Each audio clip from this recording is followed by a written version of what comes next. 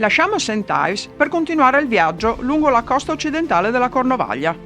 Dove la terra finisce per lasciare spazio all'oceano, si trova la miniera di Levant. Un monumento tutelato dal National Trust che è stato protagonista della storia di questa regione.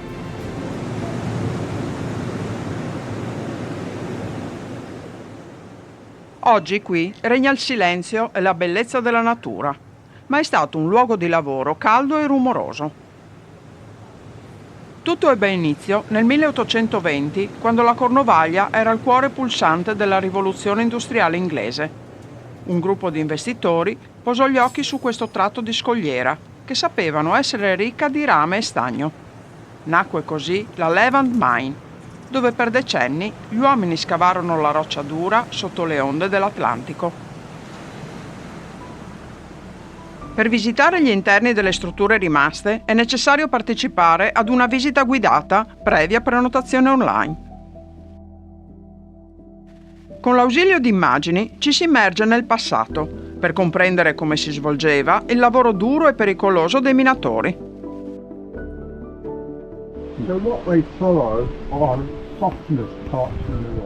La guida spiega al gruppo che furono scavate gallerie sotto il fondale marino, che si estendevano al largo per oltre 2 chilometri. I minatori affrontavano temperature elevate con il rischio di crolli e allagamenti. Per creare un labirinto di cunicoli scendevano per centinaia di metri attraverso scale ripide e scivolose per raggiungere i tunnel di lavoro. Ma la paura più grande era l'acqua, perché la crosta di roccia che separava i minatori dal mare era molto sottile. E quando l'Atlantico era in tempesta, i minatori sentivano sopra le loro teste il rumore dei massi spostati dalle onde. Una piccola crepa avrebbe fatto entrare l'oceano, annegando tutti in pochi istanti.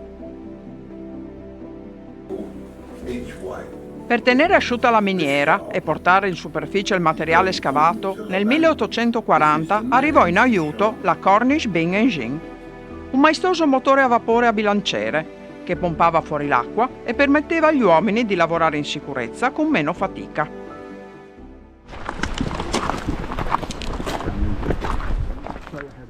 E quindi ora andiamo a vedere questa meraviglia di ingegneria meccanica.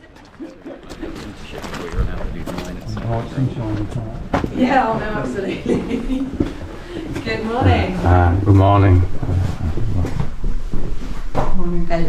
As well as that, Richard Trevithick was a very clever man and he designed... La nostra guida ci spiega che questa caldaia originale per la produzione del vapore non è più funzionante, ma è stata sostituita da un nuovo generatore di vapore. Questa imponente macchina è stata recentemente restaurata da un gruppo di volontari che l'hanno resa l'unica al mondo perfettamente funzionante nella sua sede originale. Allora, lì entra il vapore, qua è la valvola, l'altra valvola è l'acqua fredda, questo è il recupero. Questo è quello che recupera. The mine closed in 1930, but this engine had a bit of a reprieve. Adesso cerca il punto giusto per poterla farla partire.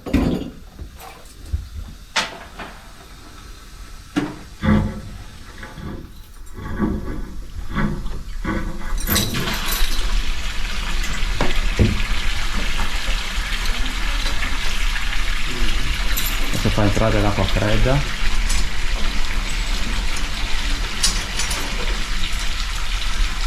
Questo di sicuro.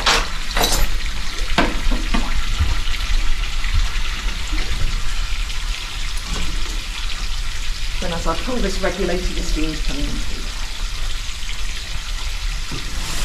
Adesso le fa entrare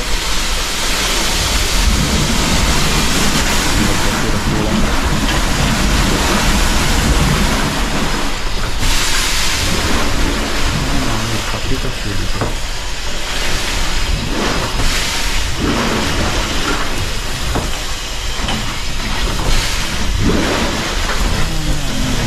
Partita subito, fate entrare il vapore. Fate tirare la ruota. Sì.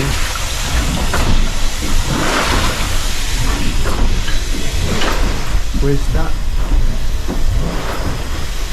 fa girare la ruota che dopo serviva di servizio per tirare sul materiale o far scendere le persone. Okay, so if you wanted to go upstairs, you can have a look around there. Sentila come lavora, mamma mia. Queste si vedono le due valvole che aprono e chiudono.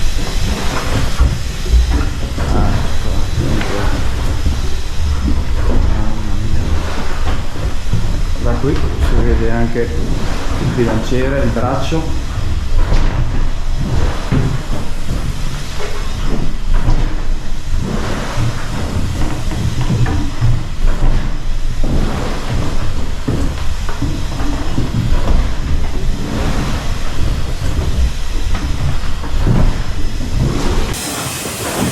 Ed eccola qui, la cornice che ti lavora.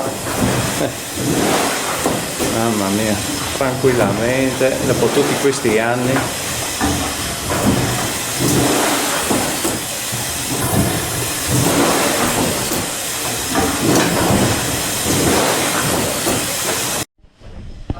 Qui si vedono bene le due valvole superiori che chiudono e aprono per il vapore e fanno entrare l'acqua.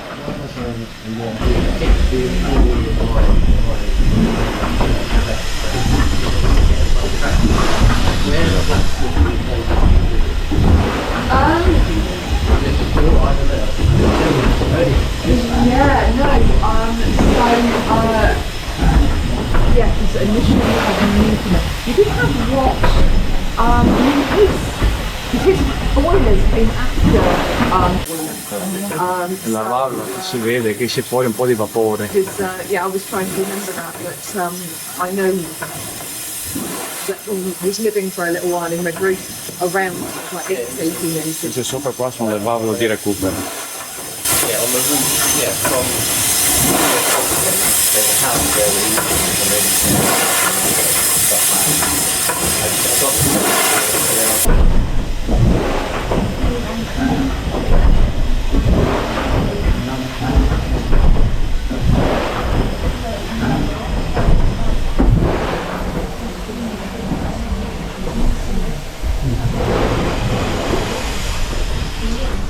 Quello lì è il punto che mi serve loro come fase per far partire tutta la macchina.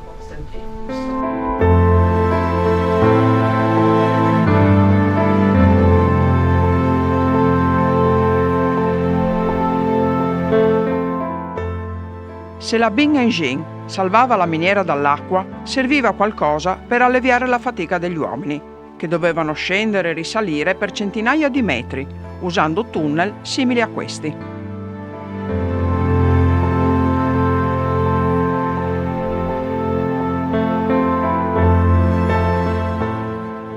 I tunnel erano stretti, illuminati solo dalla luce delle candele attaccate agli elmetti. Il caldo era soffocante e l'aria era densa di polvere. Arrivò così nel 1857 la Main Engine, un sistema di sollevamento meccanico con piattaforme mobili che trasportava su e giù i minatori, facendogli risparmiare tempo e fatica. Purtroppo, il 20 ottobre 1919 ci fu un tragico incidente in cui morirono 31 minatori. Un collegamento tra la biella e il motore si spezzò, facendo precipitare la macchina giù per il pozzo.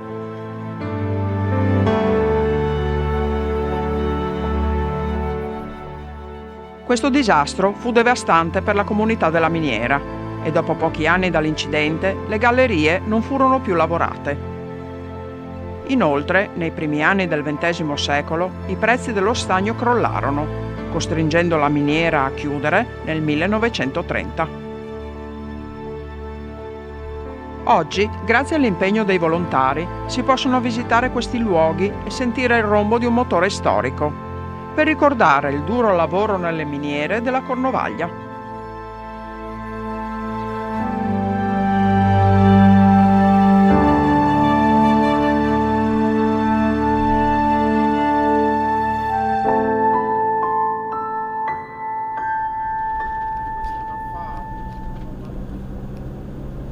Dopo questa interessante visita alla miniera, proseguiamo verso un altro obiettivo di questo nostro meraviglioso viaggio.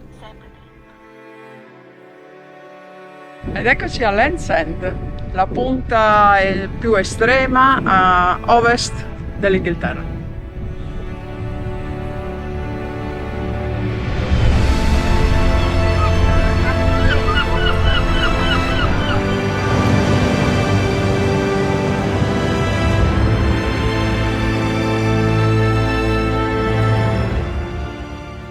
Su questo promontorio della Gran Bretagna continentale la natura è protagonista e si manifesta in tutte le sue forme.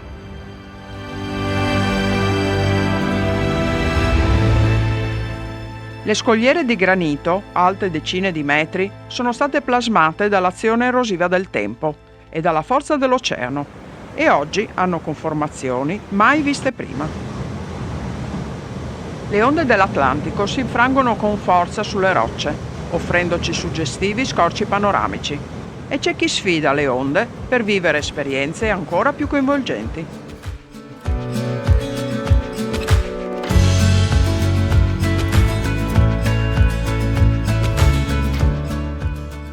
Ritroviamo anche qui il South West Coast Path e camminare su questo sentiero in cima alla scogliera suscita emozioni uniche. I campi sono tappezzati da una ricca varietà di fiori e licheni. Già nel 1854 è stata costruita questa prima casetta per dare riparo ai viaggiatori e ai loro cavalli, a cui ben presto se ne aggiunsero altre.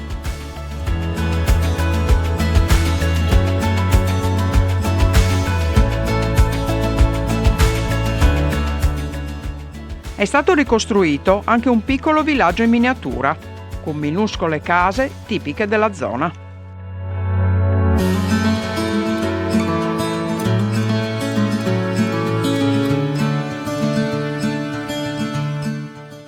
Alla fine del 1900 è stato costruito un parco a tema con negozi, ristoranti, un albergo e un parco giochi per bambini, che attrae tutti i turisti che arrivano fino a questo promontorio.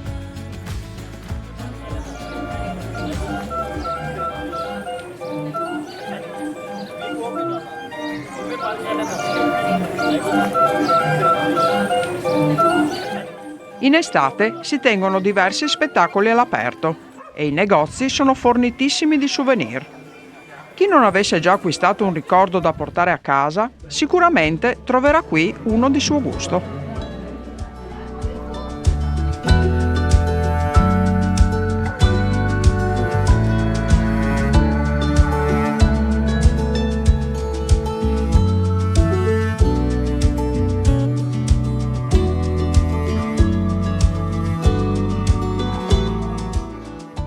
Per parcheggiare il camper lo spazio non manca, ma se si vuole sostare per più di un'ora è necessario pagare 9 sterline.